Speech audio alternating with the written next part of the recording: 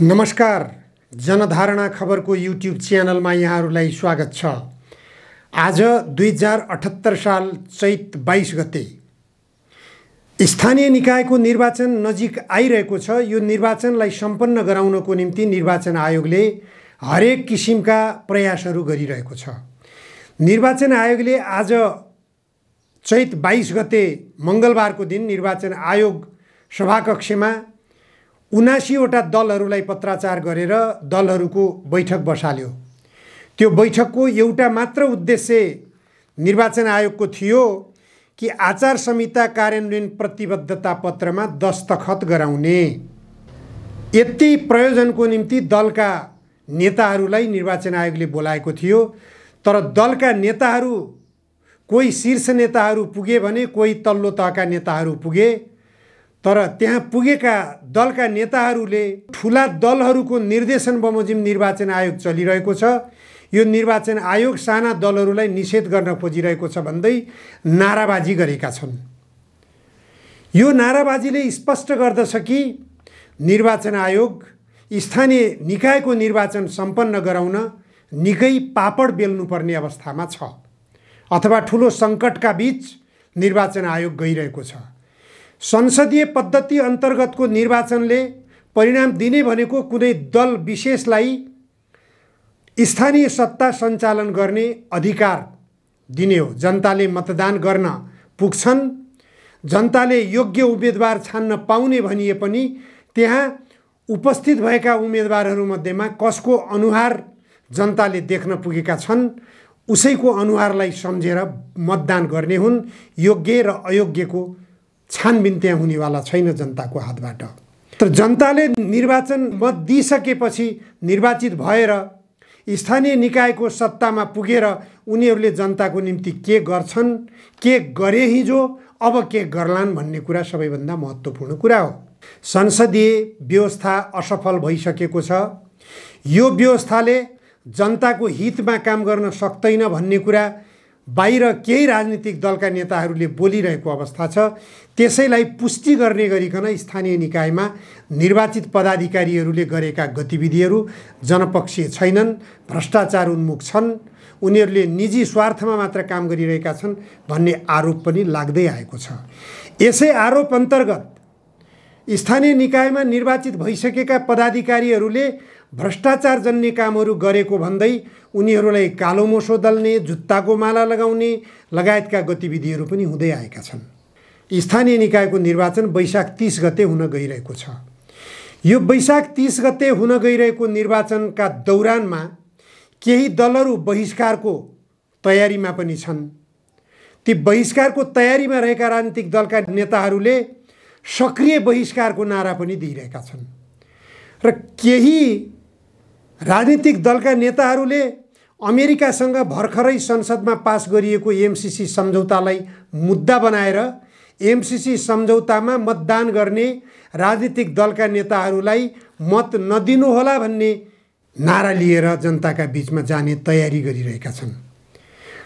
यसरी केही राजनीतिक दलहरू एमसीसी सम्झौतामा मतदान गर्ने नेताहरूलाई मतदान नगर्नुहोला अथवा निर्वाचित नगर्नुहोला भनेर जनताका बीचमा जान तयारी गरिरहेको र यस्तो खालको अभिव्यक्ति बाहिर दिइरहेको अवस्थामा सत्तामा पुगेका अर्थमन्त्री जनार्दन शर्मा, जसले 10 वर्षसम्म सशस्त्र युद्धको नेतृत्व गरेका थिए र सशस्त्र युद्धमा बन्दुक बोकेका युवाहरूको सैनिक कमान्डर बनेका थिए, देशभक्ति आन्दोलन गरेका थिए, राष्ट्रिय स्वाधीनताको सवालमा सङ्घर्ष गरेका थिए, उनले हिजो मात्र भनेका छन् एमसीसी सम्झौता छिटोभन्दा छिटो कार्यान्वयन गर्न पर्यो। एमसीसी सम्झौता कार्यान्वयन नगर्ने हो भने धेरै समस्या पर्न जानेछ।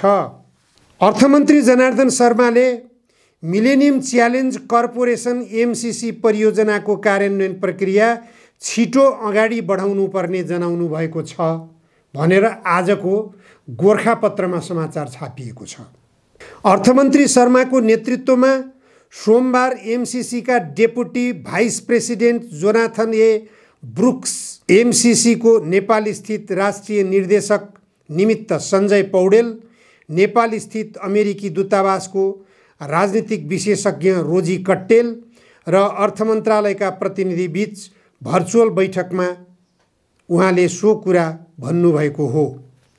बैठकमा अर्थमन्त्री शर्माले परियोजनाको कार्यान्वयन अवधि 1 वर्ष बाँकी रहेको देखिएकाले त्यति ढिला गर्न नहुने जनाउनु भएको थियो। यो नयाँ कुरो आएको छ। कार्यान्वयन अवधि 1 वर्ष भनेर तोकिएको रहेछ। यो बाहिर चर्चामा नआएको विषय हो। एमसीसी सम्झौता विरोधीहरूको नजरमा एमसीसी सम्झौताको कार्यान्वयन अवधि 5 वर्षको हो। 5 वर्षसम्म एमसीसी को कार्यकाल रहनेछ। 5 वर्षभित्र उसले नेपालमा एमसीसी को परियोजना कार्यान्वयन गरेर त्यो परियोजना नेपाल सरकारलाई हस्तान्तरण गर्ने भन्ने कुरा अहिलेसम्म सरकारले यो प्रचारमा ल्याएको छ। तर अर्थमन्त्री जनार्दन शर्माले उल्लेख गर्नुभएको यो 1 वर्षको कार्यान्वयन अवधि भनेको के हो, यो नयाँ विषय आएको छ। 1 वर्ष कार्यान्वयन अवधि मेरा लागि धेरै लामो समय भयो। हामी छिटोभन्दा छिटो काम सुरु गर्न चाहन्छौँ।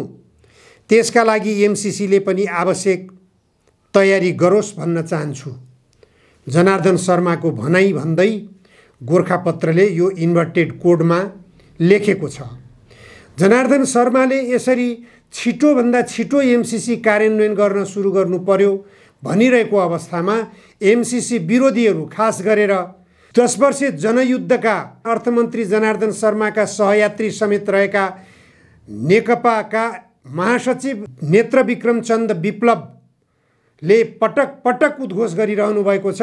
एमसीसी कार्यान्वयन हुन कुनै हालतमा पनि दिइने छैन।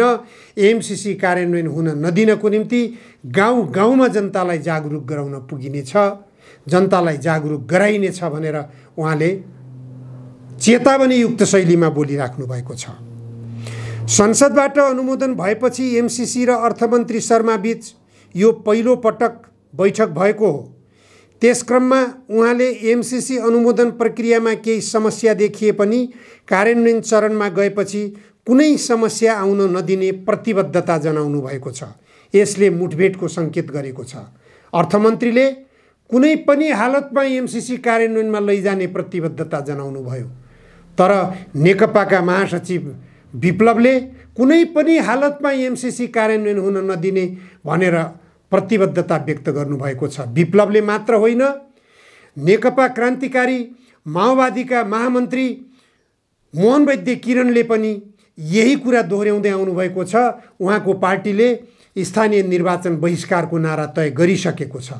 त्यसै गरी वैज्ञानिक समाजवादी पार्टीका संयोजक आहुतिले पनि कुनै पनि हालतमा एमसीसी लागू गर्न दिइने छैन, एमसीसीलाई कार्यान्वयन हुन दिइने छैन भनेर बोलिराख्नु भएको छ। यसरी एमसीसीलाई कार्यान्वयन हुन नदिने पक्ष र एमसीसीलाई जसरी पनि कार्यान्वयन गरिने छ भनेर प्रतिबद्धता व्यक्त गर्दै एमसीसी बोर्डसँग अहिले पनि कमिटमेन्ट गरिरहेका र बैठक बसिरहेका अर्थमन्त्री जनार्दन शर्माको अभिव्यक्तिले स्पष्ट गरिरहेको छ कि अब फेरि पनि मुठभेडको सम्भावना बढिरहेको छ। धेरै समस्या र चुनौतीका बावजुद एमसीसी स्वीकार गर्ने निर्णय भएको भन्दै अर्थमन्त्री शर्माले परियोजना कार्यान्वयन मार्फत नेपालको आर्थिक विकासमा सहयोग पुग्ने विश्वास लिएको उल्लेख गर्नुभएको छ। सो क्रममा एमसीसीका डेपुटी भाइस प्रेसिडेन्ट जोनाथन ए ब्रुक्सले नेपालको अर्थतन्त्रलाई सकारात्मक दिशामा अगाडि बढाउन परियोजनाले सघाउने उल्लेख गर्नुभएको छ। यही हो एमसीसीको हालत अब कहाँ पुग्ने हो। नेपाल अर्थतन्त्रको रूपमा टाट पल्टिसकेको अवस्था छ भन्ने कुरा हिजो सोमबार मात्रै राष्ट्र बैंकले नेपालका वाणिज्य बैंकका 27वटा सिइओहरूलाई राष्ट्र बैंकमा आपतकालीन बैठकको निम्ति 3:30 बजे बोलायो। त्यो बैठकमा बोलाएर राष्ट्र बैंकले उर्दी जारी गरेको छ कि सिइओहरूलाई तपाईहरूले बाहिरबाट आयात गर्ने लग्जरियस सामानको लागि लगानी नगर्नुस्, एलसी नखोल्नुस्, देश श्रीलङ्काको अवस्थामा जाने अवस्था भइसकेको छ। राष्ट्र बैंकले यो पनि उद्घोष गरेको छ कि अब अर्थतन्त्रले धान्न सक्ने अवस्था 6 महिनाभन्दा बढी छैन।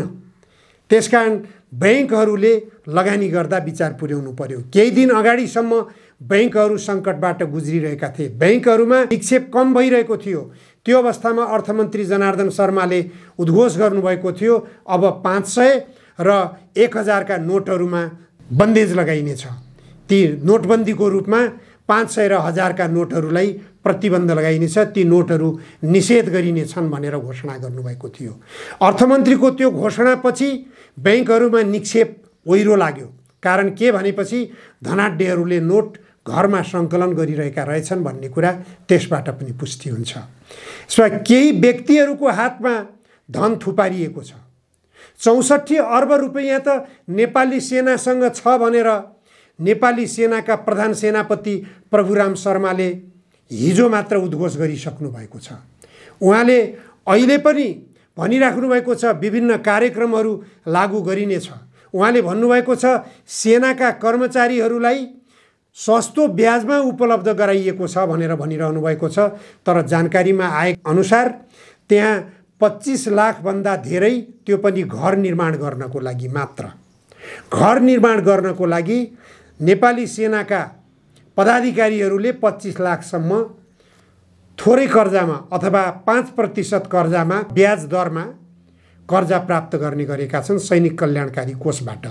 यसबाट पनि स्पष्ट हुन्छ नेपालका धनाढ्यहरूको हातमा नेपालको धन थुप्रिएको छ, यहाँका अर्बपतिहरूको हातमा धन थुप्रिएको छ भन्ने कुरा स्पष्ट हुन्छ। यसबाट के पनि स्पष्ट हुन्छ भने नेपालका बैंकहरूले कसरी मुनाफा आर्जन गरिरहेका छन्।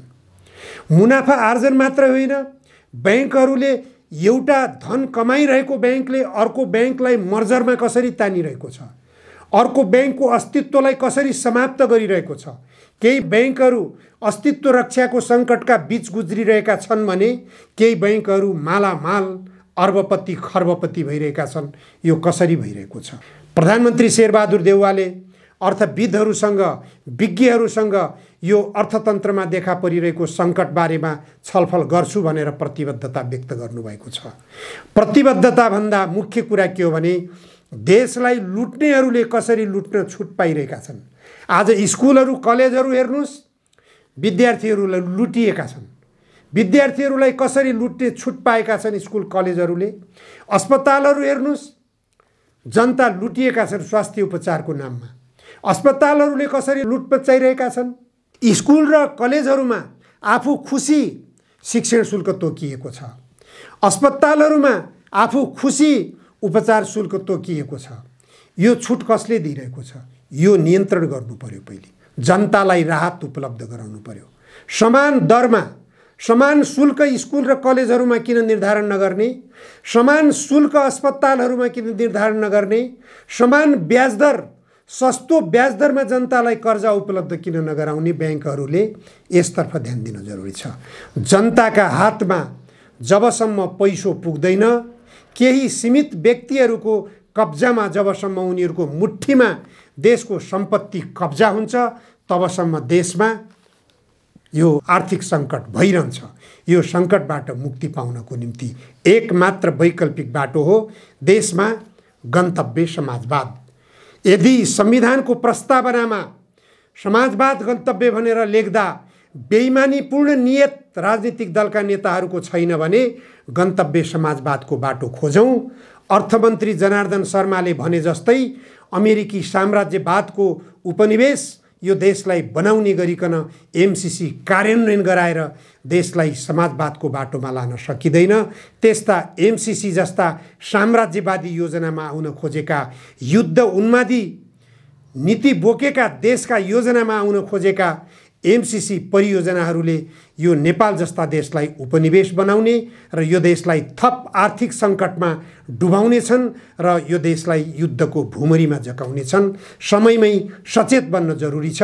गन्तव्य समाजवादको बाटो नलिएसम्म आर्थिक सङ्कटबाट देशले उन्मुक्ति पाउन सक्ने छैन।